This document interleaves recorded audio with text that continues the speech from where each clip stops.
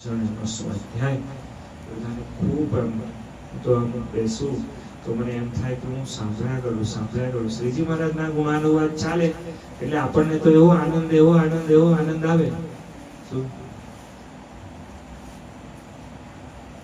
પહેલા તો બધાને કહેવું પડે, નહીં તો દર અઠવાડિયાના 7 દિવસ સભા નહીં, પછી બધા કહેવું પડે બધાને કે હવે રાખો એમ કે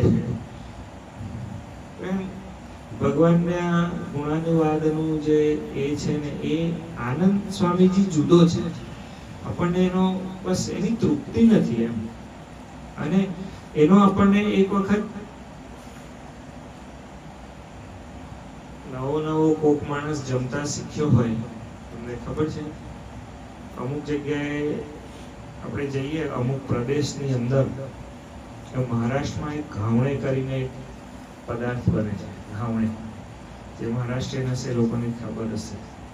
એની અંદર શું તુરો કઈ સ્વાદ નહીં હોય સ્વામીજી, પણ જે લોકો ખાતા હોય ને એમ કે ઘાવણે બનાયા છે એટલે તરત કે લાવ એવું થાય.